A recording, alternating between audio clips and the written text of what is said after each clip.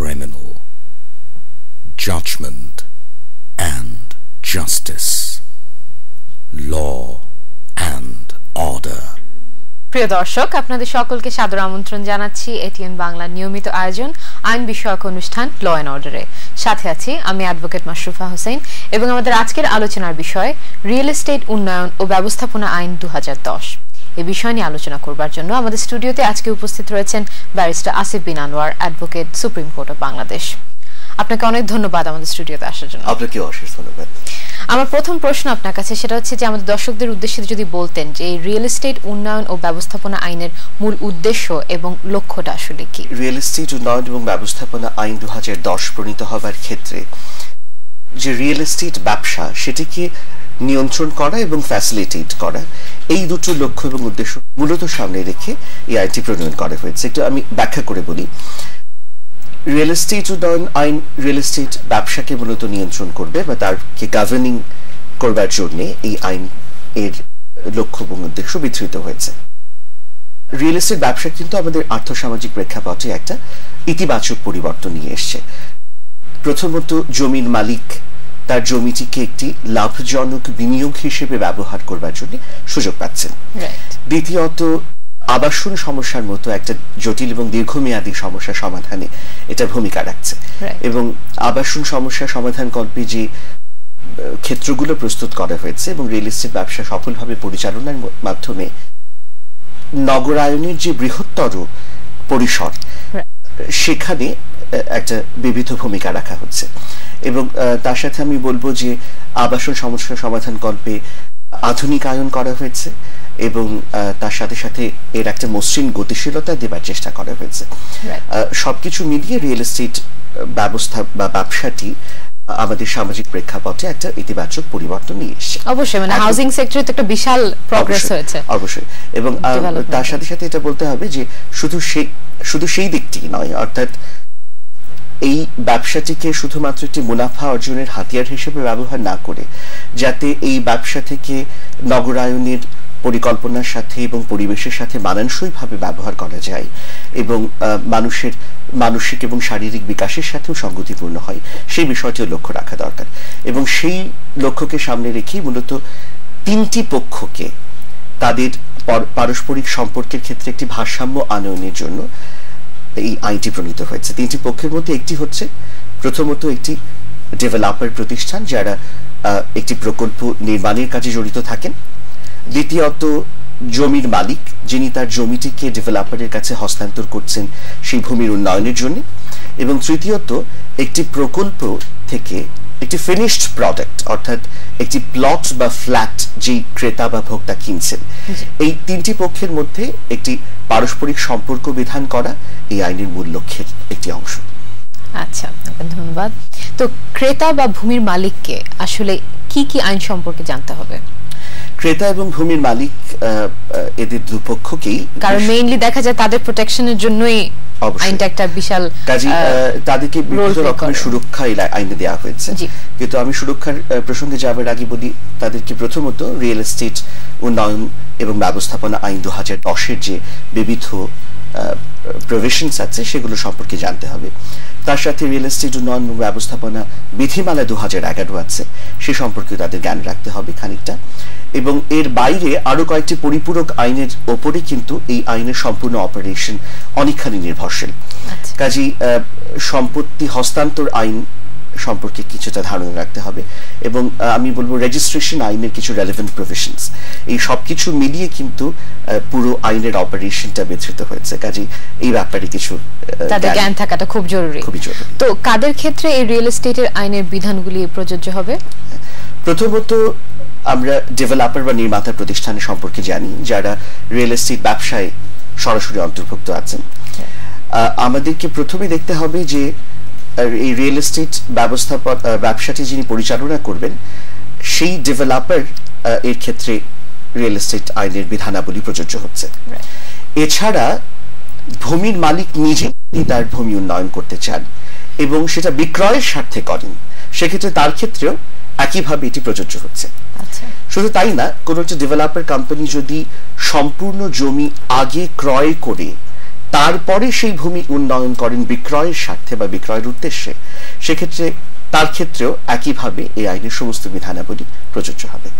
আচ্ছা, তো এই আইনের অধীনে ডেভেলপারের সাথে চুক্তির ক্ষেত্রে মূল অধিকারগুলো কি, আর বা ক্রেতাকে অ্যাকচুয়ালি কতখানি সুরক্ষা দেওয়া হচ্ছে? ক্রেতার ক্ষেত্রে আমাদেরকে কতগুলো বিষয় দেখতে হবে। প্রথমত, ডেভেলপারের সাথে যখন ক্রেতা চুক্তি করবেন বা জমির মালিক যখন ডেভেলপারের সাথে চুক্তি করবেন, তখন কতগুলো বিষয় সম্পর্কে তাকে একটু সচেতনতা নিয়ে আসতে হবে। আইনগুলো দেখার সাথে সাথে এটা বিবেচনার বিষয় যে যেই ডেভেলপারের সাথে আমি চুক্তি করছি সেই ডেভেলপার নিবন্ধিত কিনা, অর্থাৎ নিবন্ধিত প্রতিষ্ঠানের মাধ্যমে তিনি ব্যবসা পরিচালনা করেন কিনা। দ্বিতীয়ত, তিনি যে প্রকল্পটির অধীনে আমাকে ফ্ল্যাট বা প্লট অফার করছেন সেই প্রকল্পটি অনুমোদিত হয়েছে কিনা। অনুমোদনহীন প্রকল্পের আওতায় যদি তিনি বিক্রয় করে থাকেন বা বিক্রয়ের জন্য অফার করে থাকেন, সেটি কিন্তু একটি পানিশেবল অফেন্স বা দণ্ডনীয় অপরাধ, এবং সেটি বিচারের জন্য বা সেই দণ্ডবিধান কি হবে তার জন্য কিন্তু এই আইনে প্রভিশনস রয়েছে। এবং তৃতীয়ত দেখতে হবে যে ব্যবসা পরিচালনার স্বার্থে যথাযথ কর্তৃপক্ষের কাছ থেকে এই ডেভেলপার অনুমতি গ্রহণ করেছেন কিনা। যেমন আমাদের জানা দরকার যে ডেভেলপার প্রতিষ্ঠান যেই নগরে বা যেই শহরে অথবা যেই এলাকায় তার ব্যবসা পরিচালনা করবেন, সেই এলাকায় বা নগরে বা শহরে সাধারণত যে লোকাল কাউন্সিল থাকে বা লোকাল গভর্নিং বডি থাকে, সেই লোকাল গভর্নিং বডির কাছে থেকে তার অনুমতি সংগ্রহ করতে হয় এই ব্যবসা পরিচালনার ক্ষেত্রে। যেমন ধরুন ঢাকা শহরে যারা অপারেট করছেন, তাদের ঢাকা সিটি কর্পোরেশন উত্তর বা ঢাকা সিটি কর্পোরেশন দক্ষিণ থেকে ঢাকা শহরে ডেভেলপার ব্যবসা পরিচালনার জন্য অনুমতি গ্রহণ করতে হবে। এর বাইরে যদি কেউ চট্টগ্রামে করে থাকেন, চট্টগ্রাম সিটি কর্পোরেশনের কাছ থেকে করতে হবে, অথবা যদি নগরের বাইরে অন্য কোথাও যেখানে সিটি কর্পোরেশন নেই সেখানে পৌরসভার কাছ থেকে বা ইউনিয়ন পরিষদের কাছ থেকে অনুমতি সংগ্রহ করতে হবে। আবার কেউ যদি কোনো ডেভেলপার যদি সারা বাংলাদেশে তার ব্যবসা পরিচালনা করতে চান, তাহলে তাকে সরাসরি সরকারের কাছ থেকে অনুমোদন গ্রহণ করতে হবে। কাজে ডেভেলপারের নিবন্ধন আছে কিনা, তার যথাযথ কর্তৃপক্ষের কাছ থেকে ব্যবসা পরিচালনার অনুমোদন আছে কিনা, এবং যে প্রকল্পটি তিনি হাতে নিয়েছেন এবং যে প্রকল্পটি বাস্তবায়ন এর লক্ষ্যে তিনি ফ্ল্যাট বা প্লট বরাদ্দ করছেন বা অফার করছেন, সেই প্রকল্পটি অনুমোদিত আছে কিনা, এই তিনটি বিষয় মূলত নিশ্চিত করা প্রধানত দরকার। এটা খুব এসেনশিয়াল একটা ইনফরমেশন ছিল আমাদের ভিউয়ার্সদের জন্য। তো আমরা প্রায় দেখি যে অনেক সময় দেখা যায় যে ফ্ল্যাট হস্তান্তর বা রেজিস্ট্রেশন করে ক্রেতাকে ঠিক টাইম মতো দেওয়া যাচ্ছে না, এবং দেখা যায় যে জমির মালিকও এই একই সমস্যায় পড়েন। তো এ ব্যাপারে ক্রেতার, ডেভেলপার বা জমির মালিকের কি ধরনের সুরক্ষা রয়েছে এই আইনে? এটা খুবই গুরুত্বপূর্ণ একটা প্রশ্ন। এটা একটা অত্যন্ত, আমি বলবো কমন, সাধারণ একটা সমস্যা। আমরা প্রায়ই দেখতে পাচ্ছি যে ডেভেলপার ঠিক সময় তার কাজ শেষ করতে পারেনি, সে কারণে ফ্ল্যাট হস্তান্তর করা যাচ্ছে না। আইনে কিন্তু পরিষ্কার বলা আছে যে যেই সময়ের মধ্যে ডেভেলপারের প্রজেক্ট শেষ করে ক্রেতার বরাবরে ফ্ল্যাটকে বুঝে দিতে হবে। মূলত ক্রেতা সমুদয় অর্থ পরিশোধ করার পরে, ক্রেতা যখন তার সম্পূর্ণ অর্থ পরিশোধ করে ফেলেছেন এবং চুক্তিতে যে নির্দিষ্ট সময় আছে ফ্ল্যাটটি বা প্লটটি সম্পূর্ণ করবার জন্য, সেই সময় দুটোই অতিবাহিত হয়ে গেছে, অর্থাৎ সময়ও শেষ হয়ে গেছে, ক্রেতাও তার সমুদয় অর্থ পরিশোধ করে ফেলেছে। সেই সময় থেকে 3 মাসের মধ্যে ক্রেতার বরাবরই দলিল সম্পাদন করে, দলিল হস্তান্তর করে এবং রেজিস্ট্রেশন সম্পন্ন করে ক্রেতাকে ফ্ল্যাট এর দখল বুঝিয়ে দিতে হবে। এটা আইনে পরিষ্কার বলা আছে। এবং এটি গেল হচ্ছে যদি ফ্ল্যাট পারচেজার বা ক্রেতাকে কিভাবে আপনি হস্তান্তর করবেন। এর বাইরে জমির মালিক এবং ডেভেলপারের মধ্যে একটা পারস্পরিক সম্পর্ক রয়েছে। যেমন ধরুন যে একটি ল্যান্ড বা একটি ভূমিকে প্রথমে তাকে ডেভেলপ করা হলো, সাধারণত ডেভেলপারের সাথে ভূমির মালিকের একটা 50-50 বা 60-40 বেসিসে চুক্তি হয়, অর্থাৎ ডেভেলপার সর্বমোট যতগুলো ফ্ল্যাট আছে তার 60% ডেভেলপার পাবেন, 40% ল্যান্ড ওনার বা ভূমির মালিক পাবেন, অথবা 50-50 হতে পারে, চুক্তি অনুযায়ী হবে। তো যেটা ডেভেলপারের অংশ, সেটা ডেভেলপারকে যখন পাওয়ার অফ অ্যাটর্নি প্রদান করা হচ্ছে, সেই পাওয়ার অফ অ্যাটর্নির মধ্যেই কিন্তু উল্লেখ থাকতে হবে যে ডেভেলপার তার নিজের অংশকে ক্রেতার বরাবরে সরাসরি হস্তান্তর করে রেজিস্ট্রি করে দিতে পারবেন। আচ্ছা, এটা পাওয়ার অফ অ্যাটর্নির মধ্যেই উল্লেখ করতে হবে। যদি উল্লেখিত হয়ে না থাকে সেক্ষেত্রে ডেভেলপার ফ্ল্যাট সম্পন্ন হবার পরে এবং ক্রেতা সমুদয় অর্থ প্রদান করার পরে লিখিতভাবে অনুরোধ জানাতে পারেন জমির মালিককে, এবং লিখিতভাবে অনুরোধ পাবার পর 15 দিনের মধ্যে এই রেজিস্ট্রেশন ভূমির মালিককে সম্পন্ন করে দিতে হবে ক্রেতার বরাবরে। আচ্ছা, কিন্তু যদি ভূমির মালিক সেটাও করতে ব্যর্থ হন সেক্ষেত্রে ডেভেলপার ওই 15 দিন অতিবাহিত হবার পরে নিজেই ক্রেতার বরাবরে রেজিস্ট্রি করে দিতে পারবেন, এমন ভাবে যেন মনে করা হবে আইনে যে তিনি জমির মালিক, অর্থাৎ ডেভেলপারই জমির মালিক। আচ্ছা, রাইট। তো নির্মিত ভবন বা ফ্ল্যাটের মান সম্পর্কে কি এই আইনে কোনো নির্দেশনা রয়েছে? অবশ্যই নির্মিত ভবন সম্পর্কে বা নির্মিত যে ফ্ল্যাট আছে বা প্লট আছে বা যেই প্লট বা ফ্ল্যাটের ডেভেলপমেন্ট সম্পন্ন হয়েছে তার কি মান থাকতে হবে এ ব্যাপারে অবশ্য আরো পরিপূরক বিভিন্ন আইন আছে। যেমন রাজধানী উন্নয়ন কর্তৃপক্ষের কিছু বিধিমালা আছে, এর বাইরে ইমারত নির্মাণ আইন আছে, আবাসিক ভবন নির্মাণ প্রকল্প সম্পর্কিত আইন আছে, কাজে অন্যান্য পরিপূরক আইনে সেগুলো বিস্তৃত করা হয়েছে। রিয়েল এস্টেট ডেভেলপমেন্ট আইনে যেমন বিশেষভাবে বলা হয়েছে যে নির্মিত ফ্ল্যাট বা প্লটে আলো এবং বাতাস চলাচলের ব্যবস্থা থাকতে হবে এবং ফ্ল্যাট হস্তান্তরের আগেই নিশ্চিত করতে হবে যে সেখানে সমস্ত ইউটিলিটি সার্ভিসেস পর্যাপ্ত উপায় আছে, অর্থাৎ পানির ব্যবস্থা আছে, গ্যাসের ব্যবস্থা আছে, প্রযোজ্য ক্ষেত্রে ইলেকট্রিসিটি বা বিদ্যুতের ব্যবস্থা আছে, পয় নিষ্কাশনের ব্যবস্থা আছে, বর্জ্য নিষ্কাশন ব্যবস্থা আছে এবং অন্যান্য যে সমস্ত সুযোগ সুবিধা একটা ফ্ল্যাটে আইন অনুযায়ী থাকা দরকার সেগুলো পর্যাপ্ত পরিমাণে আছে। তবে একটা বিষয় হলো যে যদি সেবা প্রদানকারী সংস্থাগুলোর কোনো সীমাবদ্ধতার কারণে এই ডেভেলপারের যথাযথ উদ্যোগ গ্রহণ করার পরেও সেগুলো স্থাপন করা ফ্ল্যাটে সম্ভব না হয় সেক্ষেত্রে ডেভেলপারকে এই ব্যর্থতার জন্য দায়ী করা যাবে না। যেমন আগে একটা ছিল যে নতুন যেগুলো ফ্ল্যাট হচ্ছে সেগুলোতে বিদ্যুৎ সার্ভিস ছিল না, পানির ক্ষেত্রেও কিছু সীমাবদ্ধতা ছিল, সে সমস্ত ক্ষেত্রে কিন্তু ডেভেলপারকে দায়ী করা চলবে না। কিন্তু অন্যান্য ক্ষেত্রে যদি ডেভেলপার এটি করতে ব্যর্থ হন সেক্ষেত্রে শুধু যে তাকে ক্ষতিপূরণ প্রদান করতে হবে তাই না, এর জন্য কিন্তু দণ্ডনীয় অপরাধ আছে এবং বিশেষ ব্যবস্থা আছে এই আইনে। তো এই ফ্ল্যাট নির্মাণের ক্ষেত্রে যে ধরনের মেটেরিয়াল ইউজ করে বানানো হয়, ধরেন কংক্রিট হতে পারে, আপনার সিমেন্ট হতে পারে, বালু হতে পারে, যে ধরনের মেটেরিয়াল দিয়ে বানানো হয় সেগুলোর কোয়ালিটি সম্পর্কে কোনো নির্দেশনা রয়েছে কিনা আইনে? ফ্ল্যাট নির্মাণের ক্ষেত্রে অথবা বাড়ি নির্মাণের ক্ষেত্রে কি ধরনের উপকরণ ব্যবহার করা হবে সেই ব্যাপারে বিশেষ কিছু নীতিমালা আছে, সেগুলো অন্যান্য আইনের ক্ষেত্রে প্রযোজ্য। কিন্তু ক্রেতার যিনি ফ্ল্যাটটি কিনছেন অথবা যে জমির মালিক এই তার নিজস্ব কারণে তার নিজস্ব কিছু ফ্ল্যাট ডেভেলপারের কাছ থেকে গ্রহণ করছেন, তার যদি কোনো বিশেষ চাহিদা থাকে সেগুলো চুক্তিতে উল্লেখ করা থাকলে ডেভেলপারকে অবশ্যই সেই চুক্তি অনুযায়ী সেই উপকরণ প্রদান করতে হবে।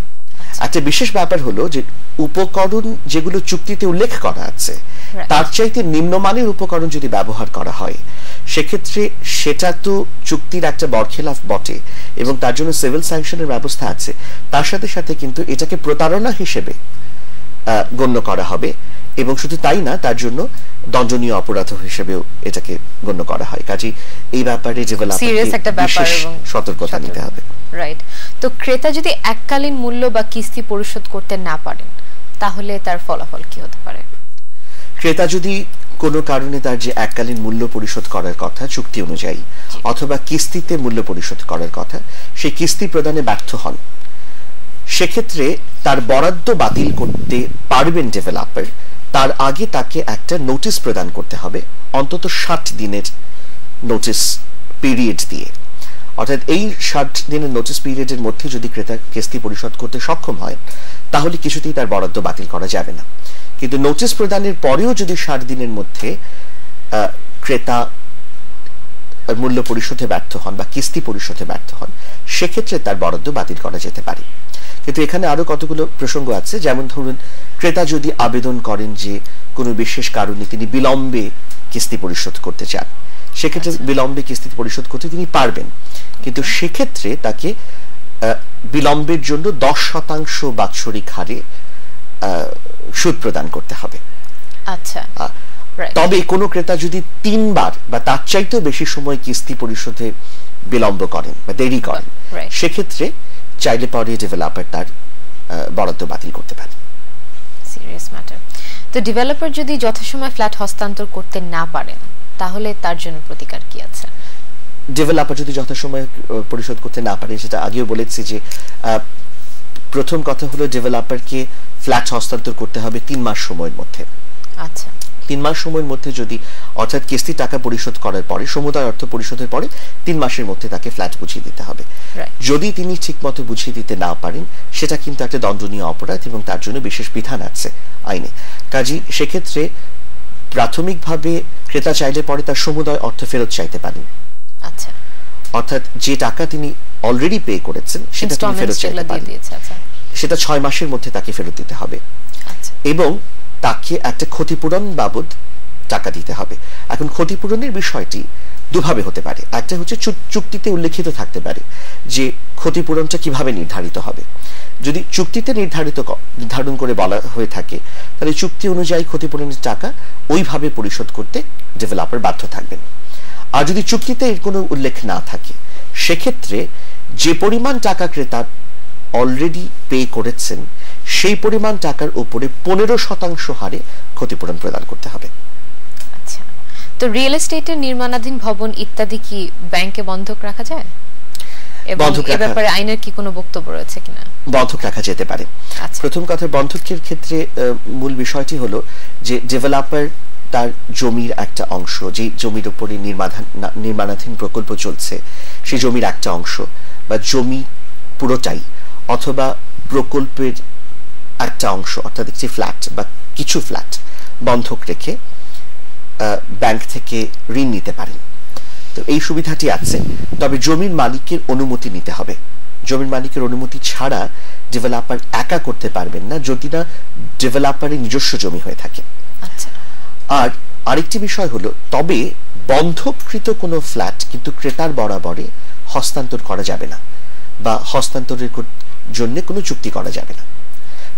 আচ্ছা, সাধারণত ডেভেলপার যখন কোনো ঋণ নিয়ে থাকেন নির্মাণাধীন প্রকল্পের অধীনে, তখন ব্যাংকের সাথে জমির মালিক, ডেভেলপার এবং ব্যাংক, এই 3 পক্ষের মধ্যে একটা ত্রিপক্ষীয় চুক্তি সম্পাদিত হয় এবং তার ভিত্তিতে ঋণ গ্রহণ করে থাকেন। তবে সেরকম একটা বন্ধকি ফ্ল্যাট কিন্তু ক্রেতার বরাবরে হস্তান্তর করা যায় না। যদি ক্রেতার বরাবরে বন্ধকি ফ্ল্যাট হস্তান্তর করা হয় এবং ক্রেতাকে না জানিয়ে করা হয়, সেক্ষেত্রে এটাও একটা দণ্ডনীয় অপরাধ এবং সে ব্যাপারে বিশেষ ব্যবস্থা আছে। আচ্ছা, তো ক্রেতা যদি কোনো কারণে তার চুক্তি চালিয়ে যেতে না চান, তাহলে তিনি কি করতে পারেন? ক্রেতা যদি চুক্তি চালিয়ে যেতে না চান, তাহলে সেক্ষেত্রে তিনি লিখিতভাবে ডেভেলপারকে জানাতে পারেন এবং ডেভেলপার তার কাছ থেকে চিঠি পাওয়ার পরে 3 মাসের মধ্যে তার সমুদায় অর্থ পরিশোধ করে দিতে বাধ্য থাকবেন। সাধারণত 3 মাসের মধ্যে পরিশোধ করে দিতে হবে, তবে ডেভেলপার 10% পর্যন্ত মূল্য, যেটুকু টাকা ক্রেতা পরিশোধ করেছেন সেখান থেকে 10% কেটে রেখে বাকি টাকা পরিশোধ করবেন। সব টাকা তাকে পরিশোধ করতে হবে না।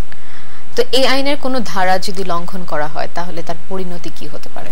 আমরা এটা আলোচনার মাঝখানে বারবার উল্লেখ করেছি বিভিন্ন সময়ে, তবে এখানে আমরা বলতে হবে যে বেশ কয়েকটি অপরাধ কিন্তু এই আইনের মধ্যে দিয়ে সৃজন করা হয়েছে।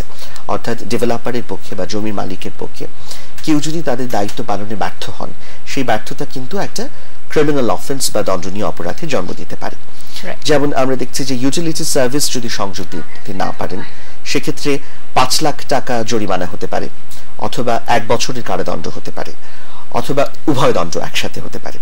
আবার যদি নোটিশ ছাড়াই বরাদ্দ বাতিল করা হয়, সেক্ষেত্রে 5 লাখ টাকা জরিমানা এবং 1 বছরের কারাদণ্ড অথবা উভয় দণ্ড একসাথে হতে পারে।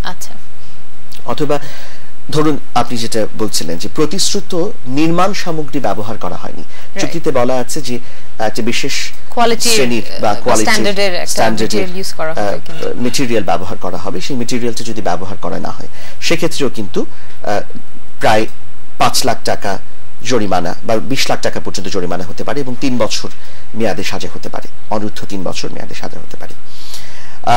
এছাড়া প্রতারণার জন্য সাজা হতে পারে। আবার ভূমির মালিকের ক্ষেত্রে একটা আইন আছে যে ভূমির মালিক যদি চুক্তি করার পরেও যেই সময়ে তার জমিটি হস্তান্তর করার কথা ডেভেলপারের কাছে, সেই সময়ে জমির দখল ডেভেলপারকে বুঝিয়ে দিতে না পারেন এবং অকারণে গড়িমসি করেন, সেক্ষেত্রে তার ক্ষেত্রেও দণ্ড আছে।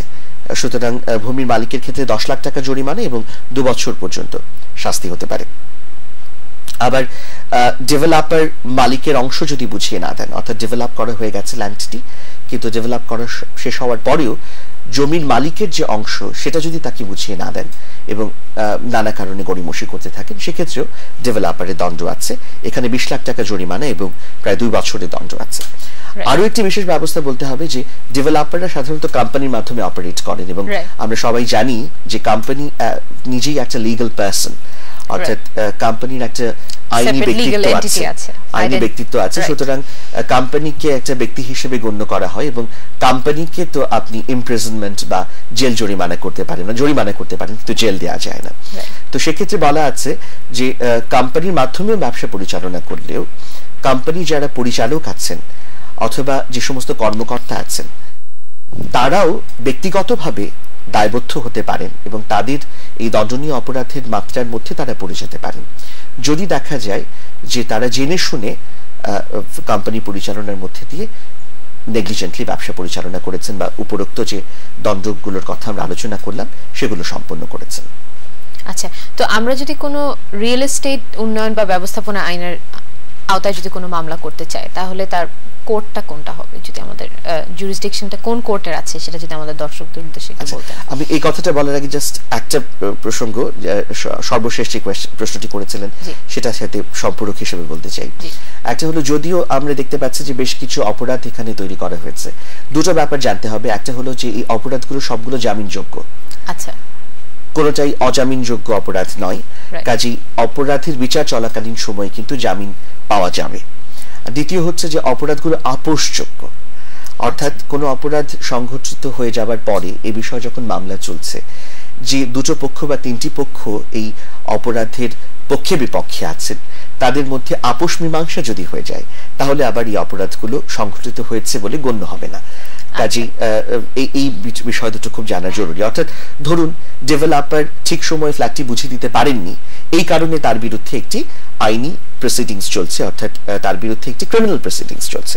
এই অবস্থায় যদি তিনি এটি বুঝিয়ে দেন এবং ক্ষতিপূরণ দিয়ে দেন এবং যাকে দিয়ে দিয়েছেন তার যদি আর কোনো দাবি দাওয়া নেই এই মর্মে তিনি আপোষ করে নেন, সেক্ষেত্রে মামলাটি আর পরিচালনার প্রয়োজন থাকবে না। তো রিয়েল এস্টেট উন্নয়ন ও ব্যবস্থাপনা আইনের আওতায় যদি কোনো মামলা করা হয় সেটা জুরিসডিকশন আসলে কোন কোর্টের রয়েছে? মূলত দু রকমের মামলা হতে পারে। একটা তো আপনারা দেখলেন যে বিভিন্ন রকম অপরাধের দণ্ডবিধান করা হয়েছে এই আইনের ভিত্তিতে। যদি অপরাধের শাস্তির বিষয়ে কোনো ফৌজদারি অপরাধের বিষয়ে মামলা করা হয় তাহলে ম্যাজিস্ট্রেট কোর্টে করতে হবে, ম্যাজিস্ট্রেট কোর্টে করতে হবে এবং একজন ম্যাজিস্ট্রেটের জুরিসডিকশন আছে এই বিষয়ে মামলা পরিচালনা করে বিচার সম্পন্ন করে রায় প্রদান করেন। আর যদি কোনো সিভিল ম্যাটারে মামলা করতে হয়, সিভিল ম্যাটারে মনে রাখতে হবে যে দুই পক্ষের মধ্যে আগে কোনো দেওয়ানি বিরোধ তৈরি হয়েছে কিনা, অর্থাৎ ফ্ল্যাট হস্তান্তরের বিষয়ে কোনো বিরোধ তৈরি হয়েছে কিনা, টাকা পয়সার বিষয়ে কোনো বিরোধ তৈরি হয়েছে কিনা, এরকম যদি কোনো সিভিল ম্যাটার বা দেওয়ানি বিষয়ে আবির্ভূত হয় সেক্ষেত্রে উপযুক্ত ক্ষেত্রে প্রথমে এই আইনে অ্যাডভাইস করা হয়েছে যে পক্ষগুলো আপোষ মীমাংসার মাধ্যমে তার একটা সমাধানের চেষ্টা করবে, যেটাকে আমরা বলি অ্যামিকেবল সেটেলমেন্ট, অর্থাৎ তারা আলাপ আলোচনার মাধ্যমে সমস্যাটি সমাধানের চেষ্টা করবে।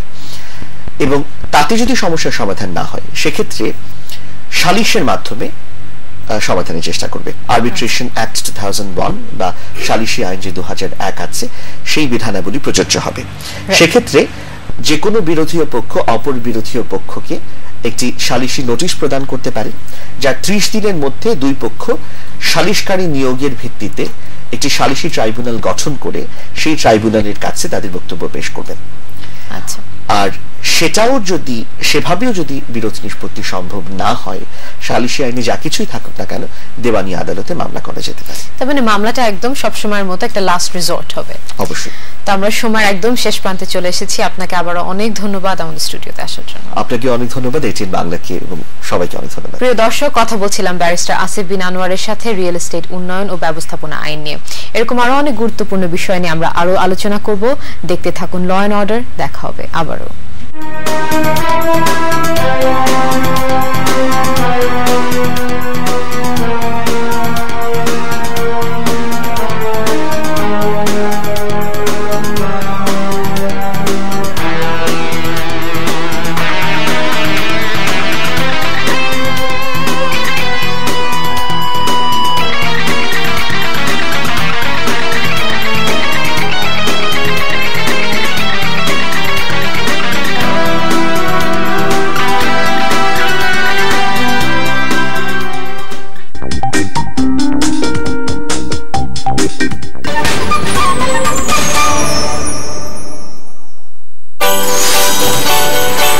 ইন্ডিয়ায় এই প্রথম শুরু হতে যাচ্ছে রয়্যাল টাইগার নাট্যযুদ্ধ। টেলিভিশন নাটক নিয়ে রিয়েলিটি শো রয়্যাল টাইগার নাট্যযুদ্ধ